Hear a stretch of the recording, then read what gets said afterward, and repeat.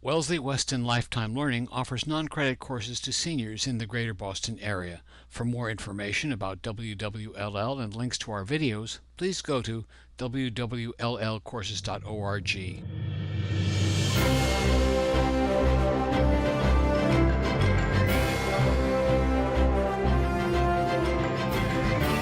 It's always a pleasure to welcome Alan Schechter to American Issues. Alan, as many of you know, has been a regular speaker since the series began, and we are most grateful to him for his support and his generosity in sharing with us his political insights and expertise.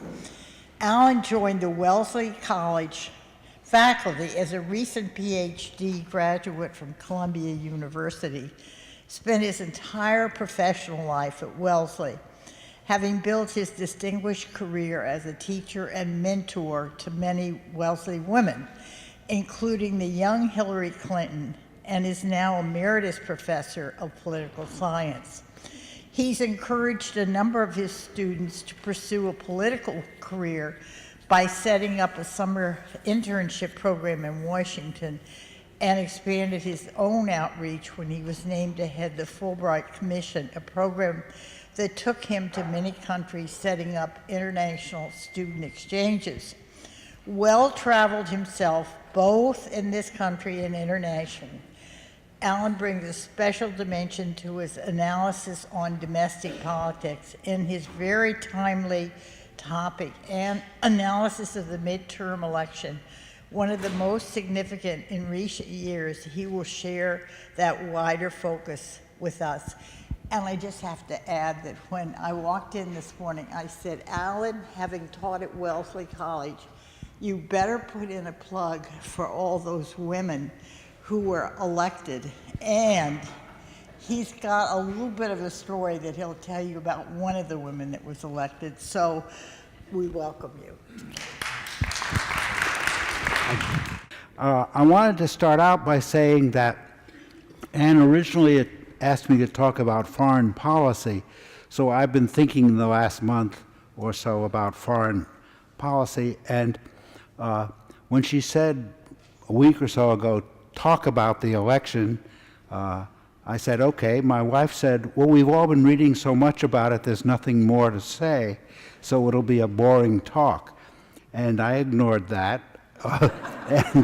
And I said, well, there's a lot to say that people might not know beyond the immediate results, but an analysis of those results is something that really very few people will have done, especially so quickly after the election. So anyway, the talk that I was going to give, which I haven't worked out, haven't done yet, is going to be called Lurching from Crisis to Crisis in the Middle East. That's not the subject for today, but it's going to be part of my spring lecture series that I do at the Wellesley Community Center, 6 weeks, starting in March. And if you're interested in any of those types of talks, they're similar. They're about politics and law, domestically and internationally. You can sign up with that for that when they announce that program. Well, all elections are important, but why did this one seem so much more important than recent elections? It's due to the intense polarization of the country and the divisive behavior of the president and the constant, virtually daily bombardment of negative statements from the president, which created a level of not enthusiasm, but activism, of concern, of knowledge.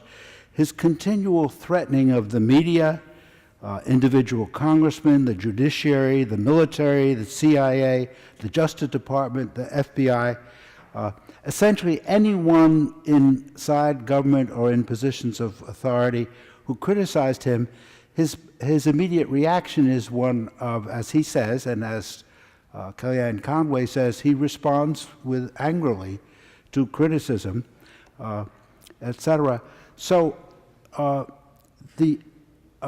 as a result of this constant level of concern and criticism by the president and the response to that, the separation of powers and the notion of limited government really seemed threatened at this point in time. Millions of people worried, obviously, what would happen if he continued control of both houses of Congress in the next 2 years.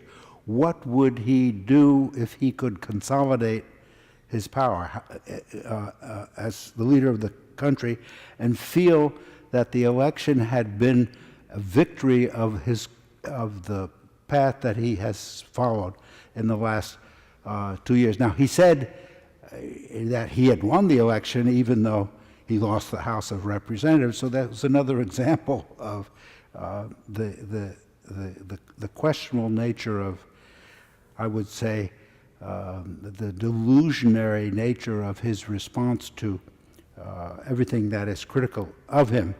So as a result, participation in the election by both critics and supporters of the president increased dramatically, and I'm going to talk about that. This was the highest turnout in a midterm election in history.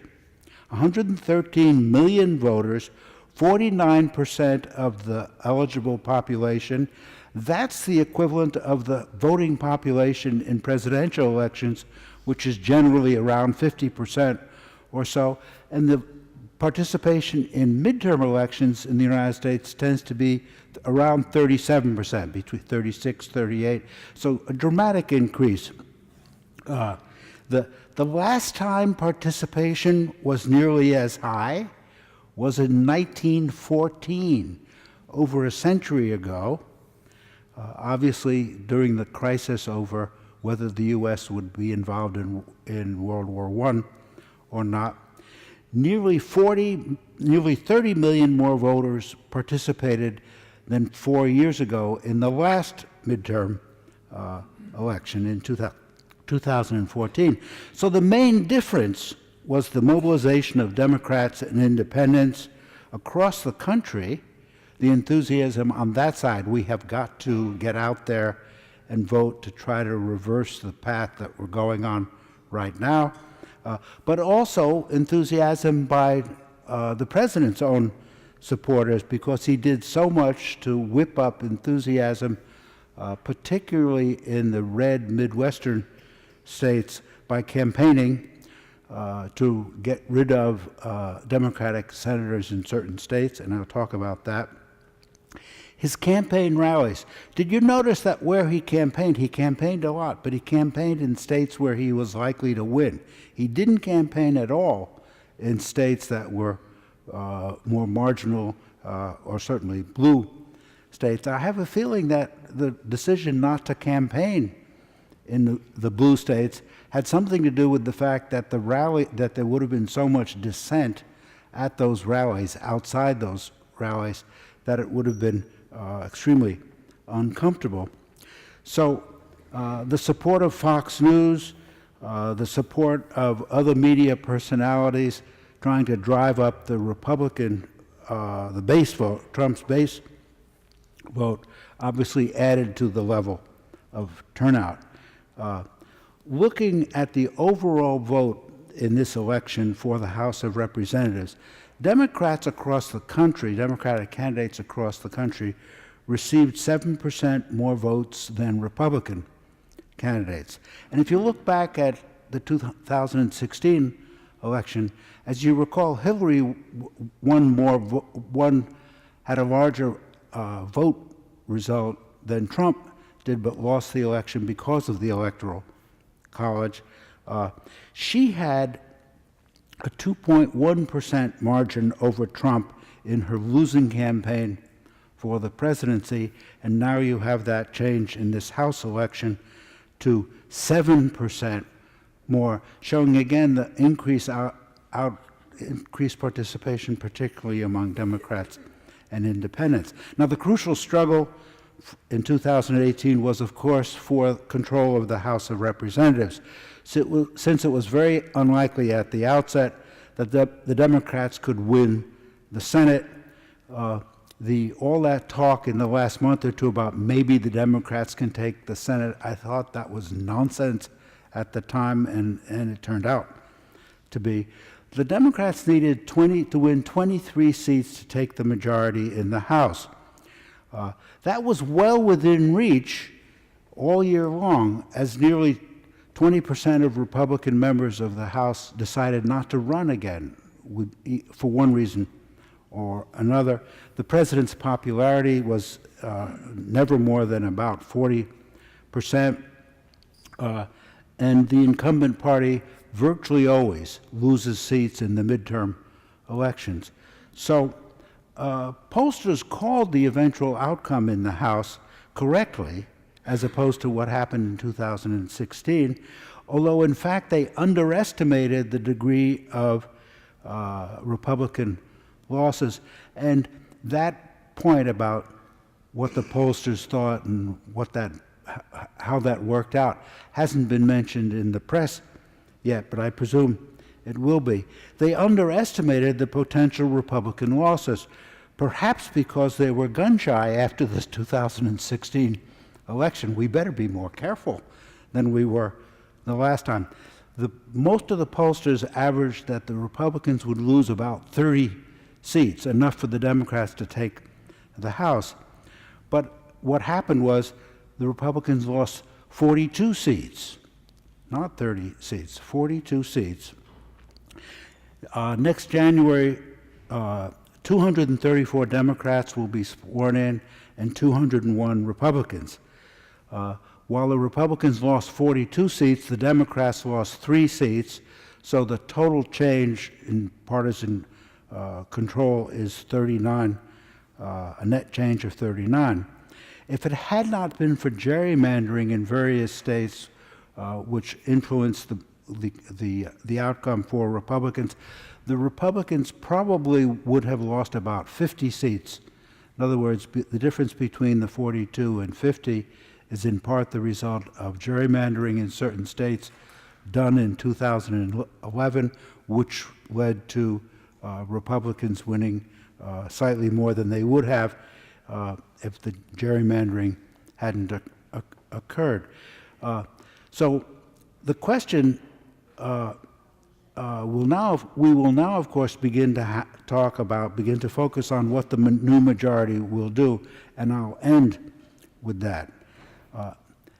The Senate, in contrast to the House, the Senate results favored the Republicans, since incumbent Republicans in red states, nearly all of them won by Trump in 2016,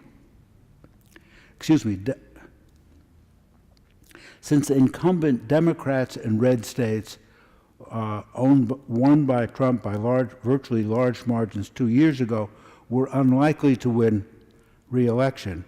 He campaigned heavily in 6 of those states: Indiana, Missouri, South Dakota, West Virginia, Montana, and Florida. That's where he made his effort, where the chances of replacing incumbents was the greatest.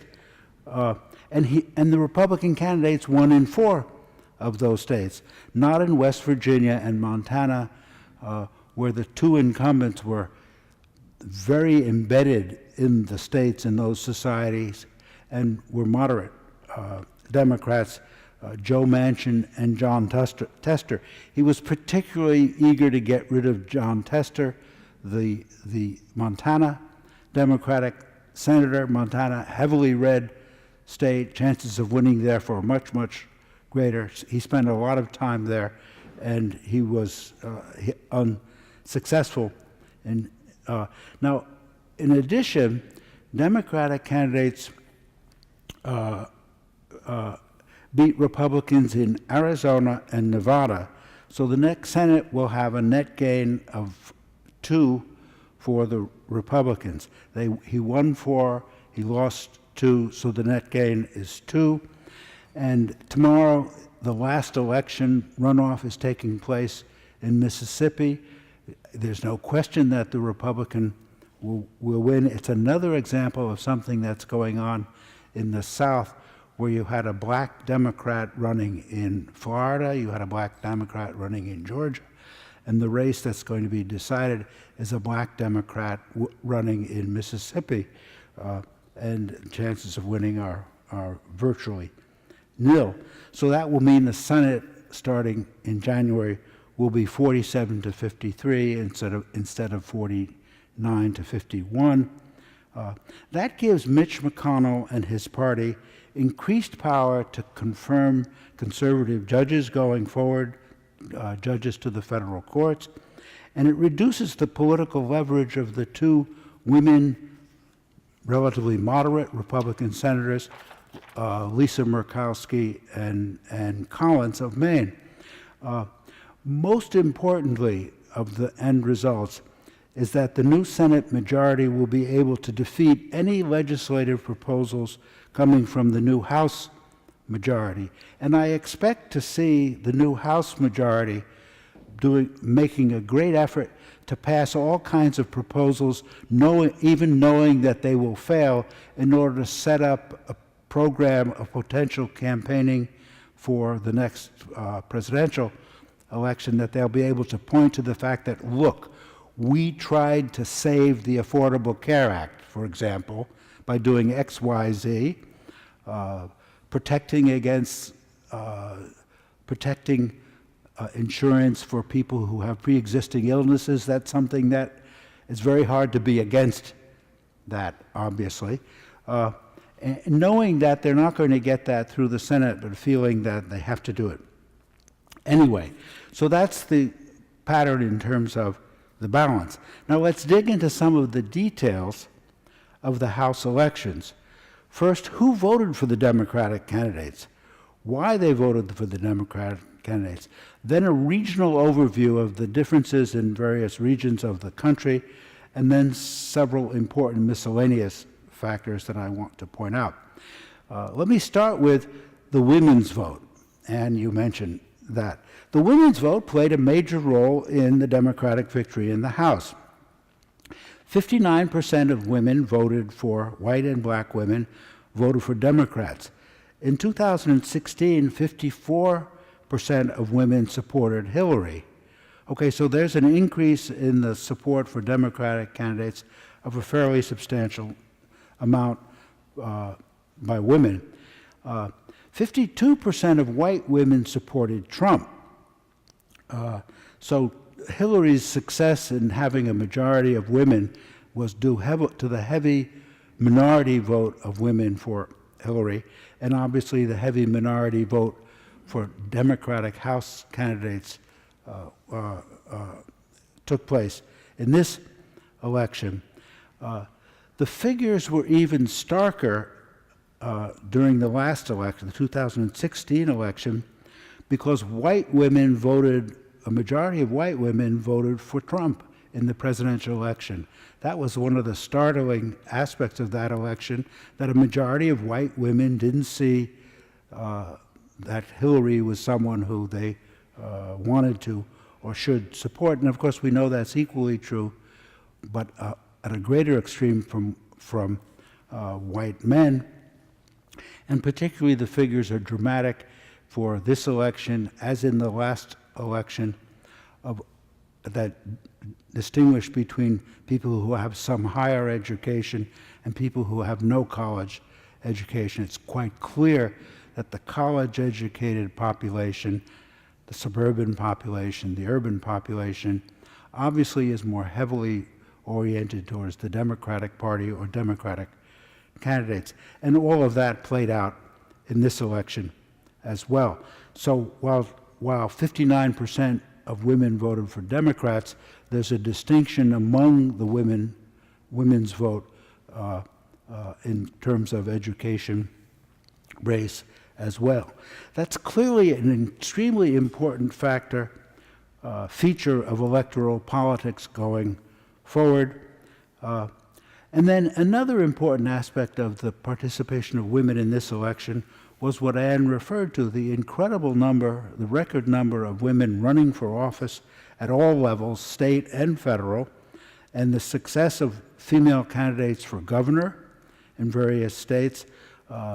Michigan, for example, will now have a Democratic governor, and all the other elective offices, a woman Democrat, and all the other elective statewide offices in Michigan will be held by women.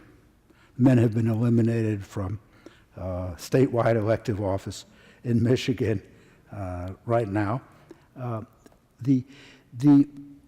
Altogether, there will be 90 new women in the House of Representatives. There will be 124 women in Congress, including first two Native Americans, Democrats in the House, the first Muslim woman in the House. So there's clearly a sea change, and there's no way that I can or anyone else can give you a prediction as to what it means to have over 20%, 22% of congressmen now being women. It's obviously nowhere near 50%, but it's clear that there's a trend going forward. One of the questions I have is to what extent this enthusiastic decision of so many women to run for office is the result of Hillary losing the election, not just the result of what Trump has done in the last two years. I think it's a stimulus response kind of a reaction. Now, in addition to the women's vote being so interesting, the youth vote was incredibly important for Democrats in this election. I looked up the youth vote for different age groups. The 18 to 29-year-old voters, 35% more likely to vote to support Democratic candidates. Voters in their 30s, 22% more likely to have voted for Democratic candidates. Voters in their 40s, 6%. You can see the pattern as the people who are voting are in an older age group, they were less likely in this election to support the Democratic candidate. The most interesting aspect of this is what happened with the older voters, people in our category, who have historically voted more often Republican, and more often, in part that's because middle income and upper income people are more likely to vote in a more conservative fashion. It's also important because people who participate in the midterm elections normally are people who are more involved with politics, and older people are likely to participate in midterm elections much more than younger people. The younger people pay attention during a presidential campaign because of all the media, but in the midterm they drop off dramatically. Well, the older population in this election, people over 55, constituted about 2/3 of the participants. 65% were in that group. And this is a group that would historically, as I say, have tended to be more Republican than Democrat. What happened in this election? Well, in 2016, Trump won 54% of voters over 50. But what happened this year, voters over 50 were evenly split between the Democratic House candidates and the Republican House candidates. 50-49 as such. The reason that's significant is not that the Democrats need to win a higher percentage of the elderly vote, but they can't win unless they take a substantial minority of the elderly vote, given their strength in the younger groups. If they lose heavily in the group that participates more actively, more people participate, then they have a much harder time. The Democrats do not need to win a majority of older voters, but they can't win without doing well with that group. In all of the Senate races where the Republicans toppled the Democratic candidates, Indiana, Missouri, South Dakota, Florida, the elderly vote did not turn in a Democratic direction. It stayed more heavily Republican. For example, I looked up Florida, Governor Scott in Florida, who defeated Bill Nelson. Bill Nelson is an acquaintance with mine because I worked with him the years I was in Washington. So I was very sorry that he left. Scott got 55% of older voters and won. If you look at the new Democratic Senator, Kristen Sinema from Arizona, she got 50% of older voters in the state, and she wouldn't have won if she had only gotten 45% of older voters. So it's a classic, those two are classic illustrations of the role that the older voters play. Now, the strategy of focusing on health care, which was the main strategy of the Democratic candidates, rather than attacking Trump, was very successful, particularly with women and older voters.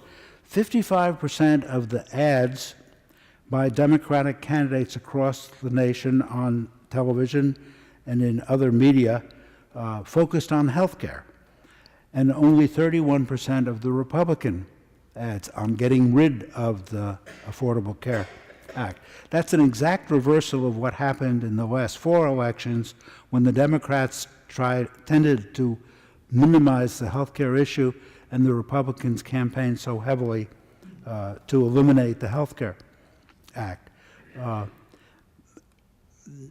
The Democratic ads tended to focus on the Trump proposal to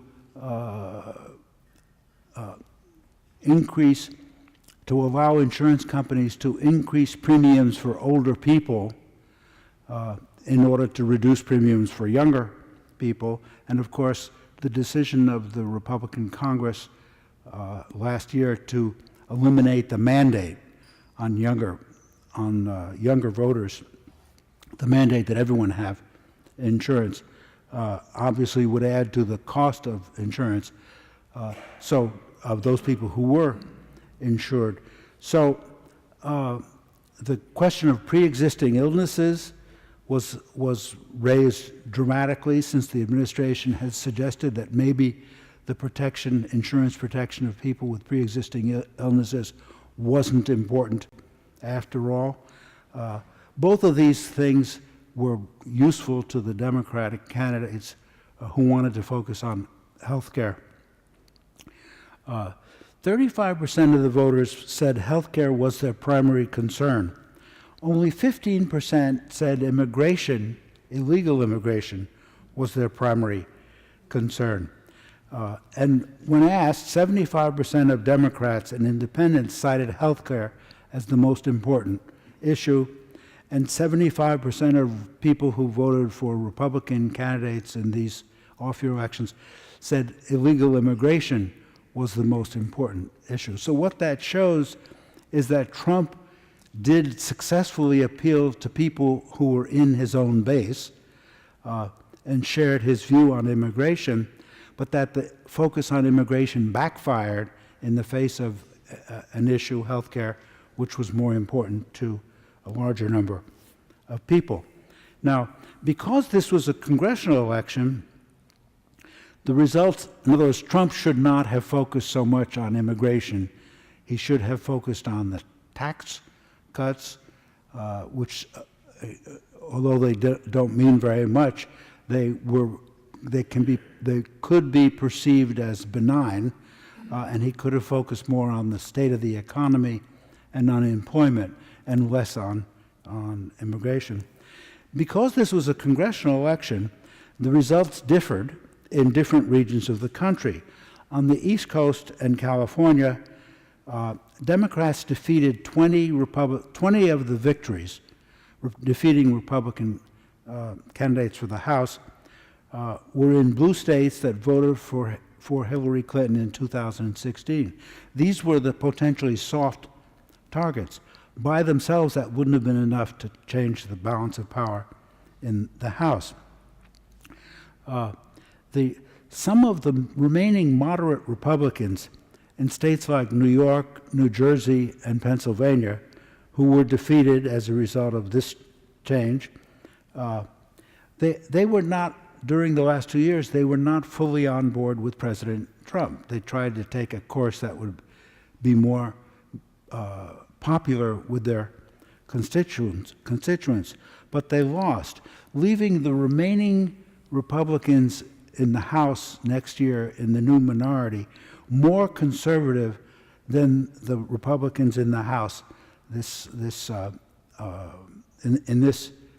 the last 2 years. If you remember the SALT deduction, state and local tax deduction, which was about to be eliminated as part of the tax bill last year, and roughly 40% of people in Massachusetts have taken the state and local tax deduction in their taxes. It was about to be eliminated entirely, and it was the Republicans in these blue states that had been won by Hillary who said, "Oh God, don't do that. My constituents will be so opposed to that." And so they compromised and said in the tax bill, I don't mean the Democrats and Republicans compromised, the Republicans compromised among themselves and put in that you could deduct if you wanted to, if you were going to itemize $10,000 of your taxes, but no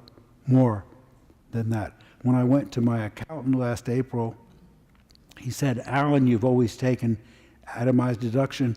Be aware of the fact that you're under this new tax law, your taxes will go up $5,000 next year." And I took that in, and that's the result of that change. So it's quite clear in high tax states that people who take the SALT deduction would potentially have been very unhappy.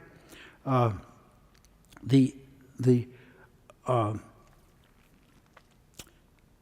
was talking about the blue states in the Northeast.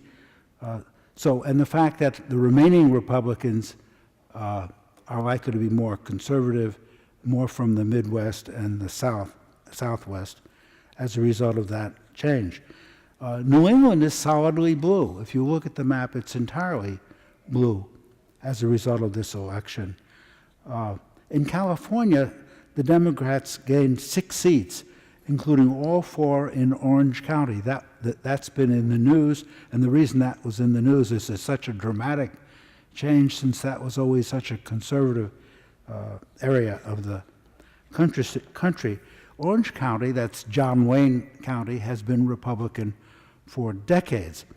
Before this election, there were 39 Democrats from California and 14 Republicans from California. But now there are 45 Democrats and 8 Republicans.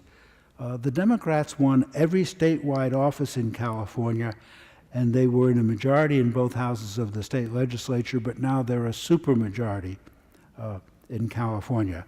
The Republican speakers in the press who come from California are desolate because of the degree to which it has become solidly a blue state. The Southwest is also turning purple.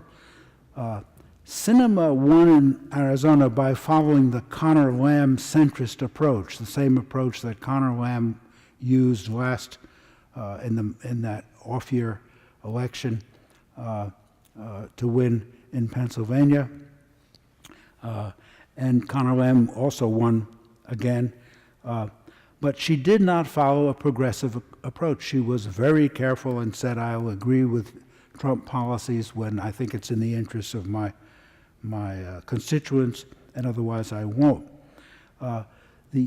She won many voters who voted for the Republican candidate for governor of Arizona. In other words, people split the vote. The end result was that she barely squeaked through, but she in fact won the office.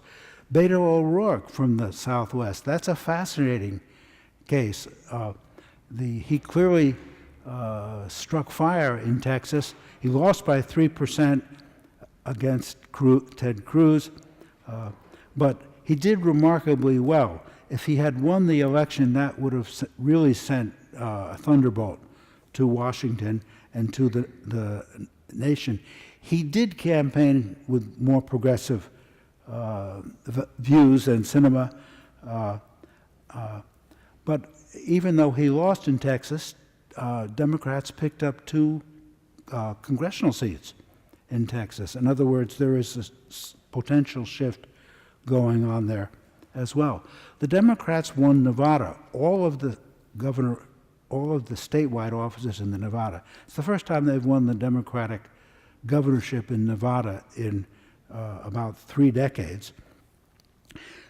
They swept Nevada, winning the Senate race and the governorship. New Mexico is solidly Democratic. All 5 congressmen are Democrats. In the Senate race, the incumbent Democrat won. So clearly there is change going on in the Southwest. A lot of that is the result of newer voters, younger voters, and Latino voters beginning to participate. One of the crucial questions for the Democrats going forward in the next 2 years is, can they get Latino citizens more interested, more aware of the importance of politics, et cetera. And in the Southwest, particularly where Latino voters voted, they don't vote along with Trump's immigration policy, quite obviously. In the middle of the country, voters in Wisconsin and Michigan and Pennsylvania elected Democratic governors. That's extremely significant. In 2 of those states, Wisconsin and Michigan, Democrats will be able to stop Republican gerrymandering in those states after the census takes place, because of having the governorship, even if they don't control the legislature. In Pennsylvania, redistricting last summer, as a result of a state Supreme Court decision, led to a change in the complexion of the state's House delegation from 13 Republicans and 5 Democrats to 9 each. So the Democrats picked up 4 votes, 4 additional House seats in Pennsylvania as a result of redistricting. Democratic wins in Michigan, Wisconsin, and Minnesota for state-level races, particularly the governorship, suggests that Trump is no longer as popular there as one would think from the 2016 election, when he won those states, and as a result of that, added so much to his electoral votes. I'm enthusiastic about Michigan because 4 women won all the statewide seats. One of them is a young woman by the name of Jocelyn Benson, who was my student at Wellesley, and is following the same sort of course as someone like Hillary did. When she was a sophomore at Wellesley, interested in politics and law, she said to me, "I want a summer internship," and I said, "Well, you have to wait till next year because our internship program is for juniors." So anyway, I got her an internship. I couldn't get it in Washington because she couldn't participate in that program until the next year. But I got her an internship at the Southern Poverty Law Center. She's white, but always very concerned about civil rights issues. At the end of the summer, she wrote and said, "They've asked me to stay on and not go back to college. They've made me the editor of the Southern Poverty Law Center magazine." I don't know if any of you have seen that. It comes out a couple of times a year. And I wrote back and said, "Come back and finish college," which she did. Then she went to law school. Then she went back to the Southern Poverty Law School. Then she was a law professor. She returned home to Michigan, a law professor in Michigan. She was chosen as the dean of Wayne State University Law School in Detroit. You can see the general pattern. She ran for Secretary of State in the last election and lost because a heavily Republican vote in 2016, and this time she won along with the 3 other women. Her major campaign plank, which I thought was very interesting because it tells something that all of us need to know. You need to have candidates who have 1 or 2 issues that are inspirational, not too detailed, not too much content to it. She said, "If you elect me, I will ensure that the Michigan Department of Motor Vehicles will respond to every concern made upon them within 30 days. Now, who could be against that? And what it shows is a degree of activism on a cause that has universal sympathy. If the Democrats reassert themselves in these states where Trump was able to win the majority and therefore the Electoral College votes, Trump will have a hard time winning re-election if he runs in 2020. The opposite is the case, however, in Ohio and Iowa, two important states in presidential electoral politics, where Republican candidates won the major offices. In Ohio, they swept all of the offices except the incumbent Democratic Senator Sherrod Brown. He won re-election. But they carried all the others.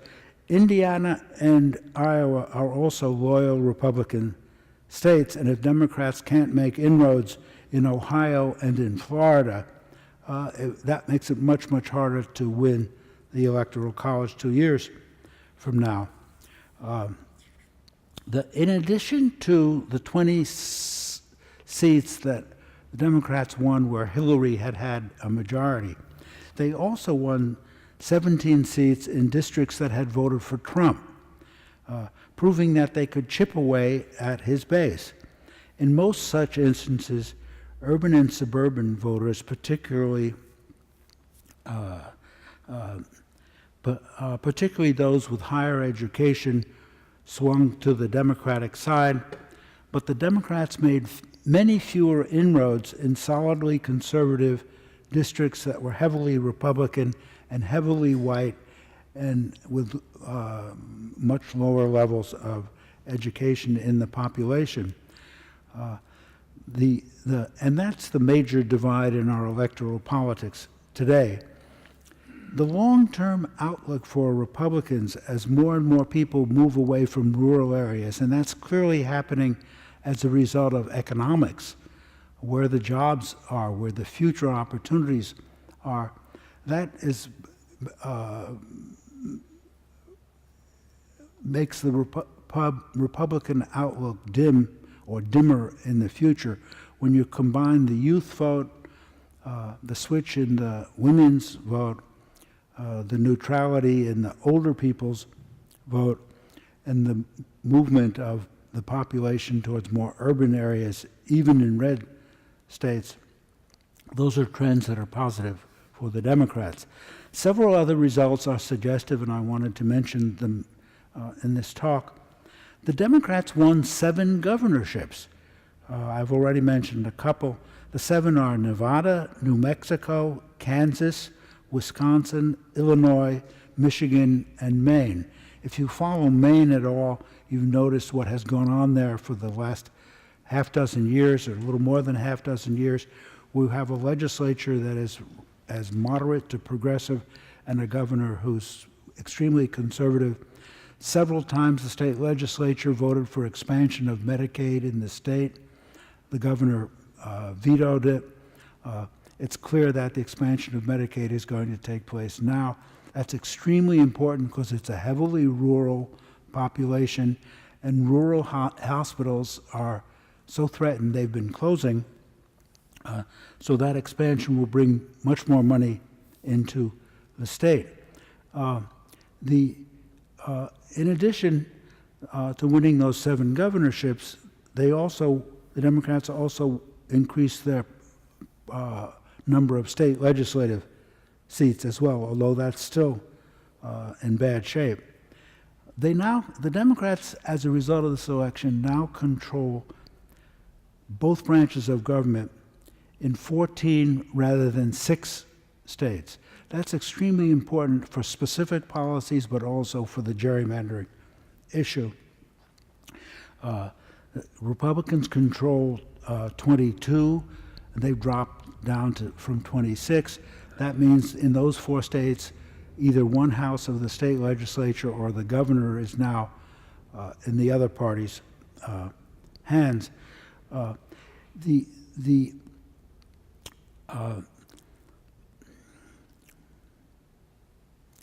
Let's see. initiatives to create bipartisan or nonpartisan districting commissions in order to reduce gerrymandering.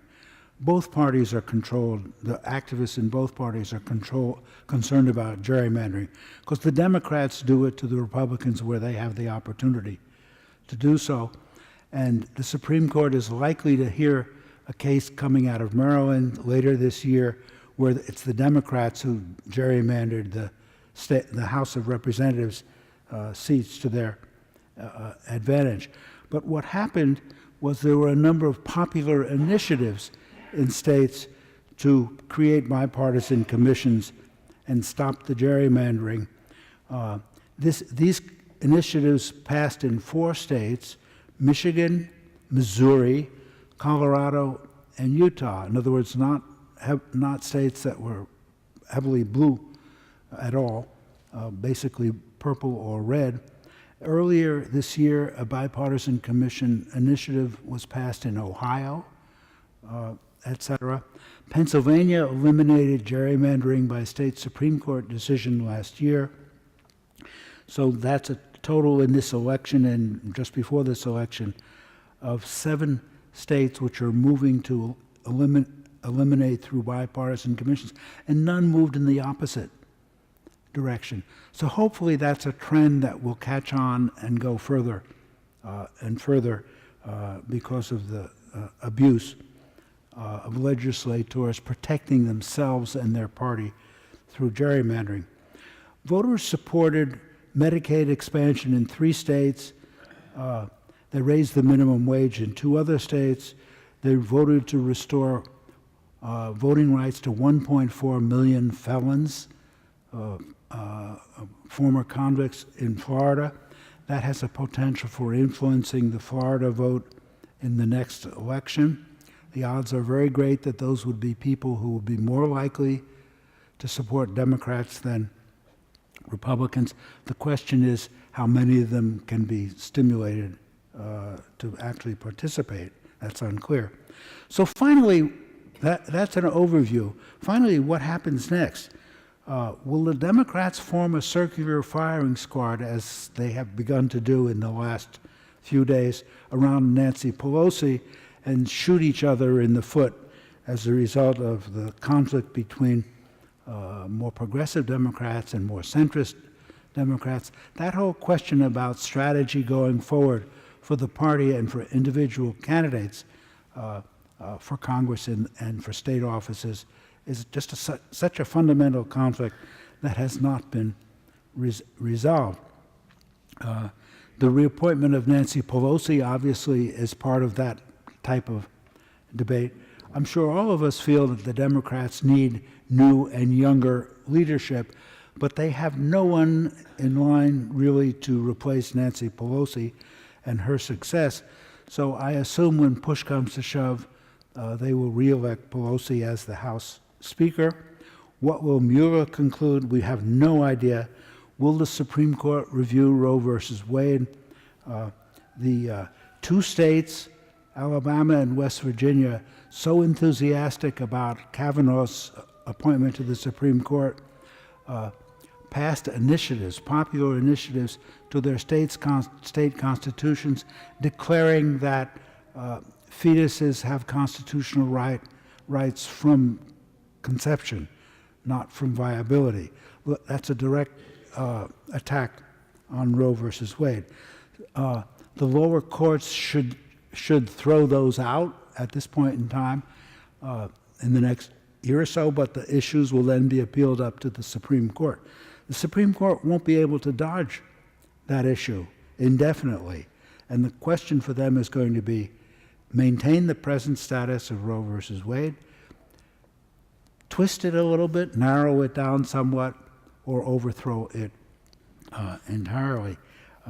In the meantime, abortion rates in the United States have plummeted dramatically in the last 10 years. They've dropped almost in half. That information hasn't been circulated in the public, but it's quite significant. Will the new majority in the House move to shore up the Affordable Care Act? I mentioned that earlier. even if the Senate doesn't go along. How about the DACA issue, the children delayed action for those who were brought here illegally as little babies and infants and children? That's still waiting. Gun control, what will this new House majority do on gun control? They have to do something, even though they're unlikely to get it approved in the Senate. How about climate change? The issue of climate change cannot be ignored. The Democrats won't ignore it. The Republican Senate and Trump will obviously continue to ignore it. All of these issues will now become now that the election is over, the grist for our politics and the media and the president in the coming months. So that's all. Thank you, Ann. So now we have time. You have raised so many questions, so we have Lots of questions. And of course, I had to leave a great deal out. Okay, you have to stand up. Will Pelosi need some Republican votes to win the Speaker of the House? Oh, you can. Will Pelosi, did everyone hear the question? Okay. That's been an interesting question in the newspaper. And my reaction is, of course, number one is I don't know, but number two, I bet that when push comes to shove, some of the people who said I won't vote for Nancy Pelosi will change their minds when they see the lay of the land. If you want to go forward in the Democratic House for some position other than a backbencher, getting the committee assignments you want, et cetera, you have to go along with the leadership. And this is a test of whether you're loyal or not. So among the people who've expressed disinterest in Pelosi for political reasons, because it would help win independent voters, Pelosi has been demonized in the press and by Trump. And I remember do you remember when Congressman Sanford from South Carolina was accused of lying about, he said he was hiking on the Appalachian Trail, but he was with his mistress somewhere in Latin America, or Brazil or somewhere, and he was running for re-election to the Senate, to the House rather, and we thought, Allison and I, we were down in South Carolina, and we saw campaign ads, signs on the roads. We weren't listening to the TV or anything, and the ads were, "Don't let Pelosi win and the Democrats win the majority." There were ads against Pelosi in South Carolina in order to get Sanford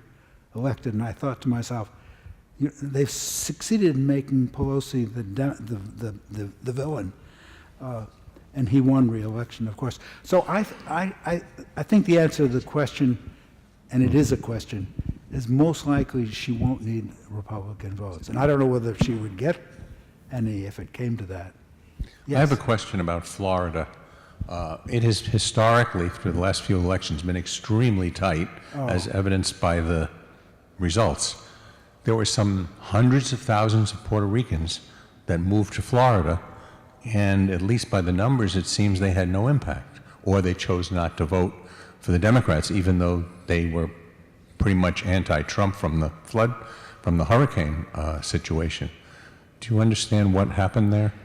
I can't imagine why any Puerto Rican who moved to Florida after the hurricane there would vote for Scott. Simply, it doesn't make any sense at all, because it's quite clear that the Republicans and Trump have such a nasty response to the Puerto Rican, the hurricane in Florida. But I've seen nothing in the press on the subject of the Puerto Rican vote in Florida. It's all been about, and I didn't see anything about, although I found that one article about the elderly vote in Florida. Florida is so incredibly divided in terms of voting between the Jewish vote on the East Coast, the retired Midwesterners on the West Coast, the people with a Southern cultural tradition, in the north of Florida. It's so incredibly divided, it really is 50-50, and it's the state that has the poorest voting machines. They haven't really, so you then get this conflict over, are all the votes counted? Let's have if they know they're going to have recounts, if Florida doesn't straighten out before 2 years from now, we'll just have a repeat of what happened before. I mean, it was Florida in the Bush-Gore race, it was Florida now.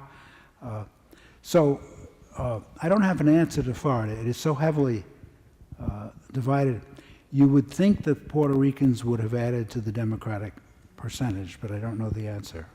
Do Puerto Ricans have a vote? I couldn't hear.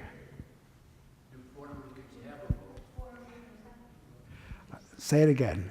Do Puerto Ricans have? They have the right to vote. They are full citizens. Puerto Ricans are citizens. They have but they have to be on the mainland to have the vote counted for anything in terms of the electing people. I think we have time for one more question.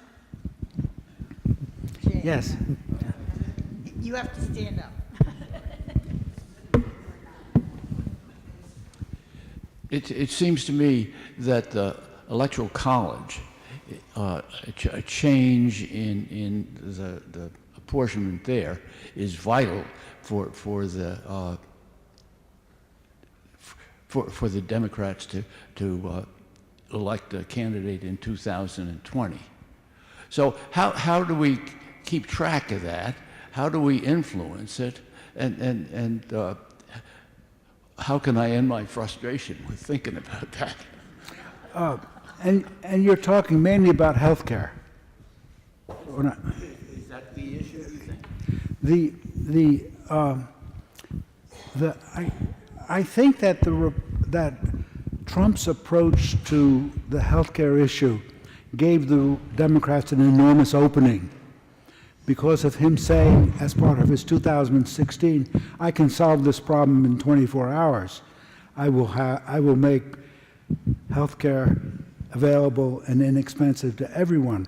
I mean, he set that out as a statement which then could be used against him because those of us in this room knew that was impossible, could not be achieved. And then when the various proposals came down from the White House, it was clear that what they wanted to do was to eliminate the Affordable Care Act because that was an Obama creation. So it created a lot of opportunity. It created a situation where the Democrats could take advantage of it. You would think that there were issues in foreign policy that the Democrats could take advantage of, but think of the fact that I did not mention the words foreign policy in this talk. Totally irrelevant in this election, everywhere in the country. So the healthcare issue, there were a number of things that were done.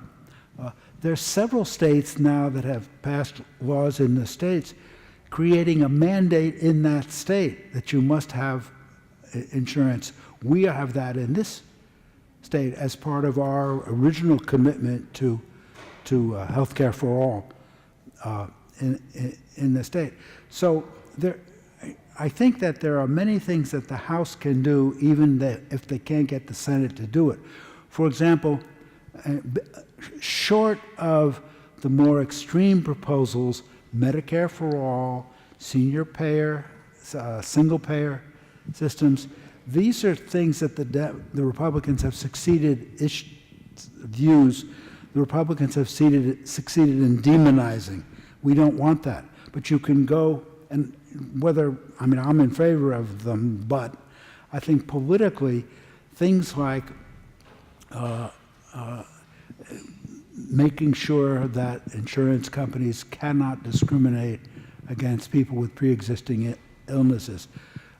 There's a case in the lower courts right now where Texas and other conservative states, it predates this election, have challenged the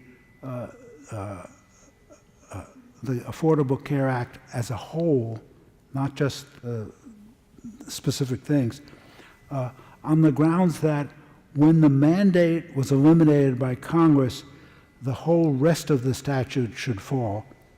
And the argument is that the mandate, that when they passed the Affordable Care Act under Obama, they said that the mandate was necessary in order to provide the financing for the subsidies in the Affordable Care Act. Now, every statute that's passed by Congress today has what's called a severability clause, which says if one provision of this statute is overthrown, the other provisions of the statute remain. The logic of the severability clause would be for the lower court to hold that the rest of the Affordable Care Act can be maintained as it is. A more conservative viewpoint is, as a practical matter, there isn't enough money without the mandate, so without the mandate, the whole thing falls. That's going to go up through the courts. Ultimately, the Supreme Court will have to decide on that. The House can respond to that in a way that favors Democrats in terms of the interest in that. And there are other things, the reinsurance. The Republicans have eliminated the possibility of reinsurance to take people who have the most expensive illnesses off the Affordable Care Act and pay for them separately, okay, so that the premiums for Affordable Care Act patients can stay low, stay lower than they would otherwise be if the premiums if the insurance companies. That sounds very obtuse. It'd be very hard to explain that to the public, other than as a general statement of how we want to maintain the protections for all. There are several states which have already announced, as a result of their provisions on the Affordable Care Act, but premiums are actually going down in 2019. So the goal of reducing premiums is a goal that the Democrats can push. So these are all things that are part of. So I don't think that issue is going away at all.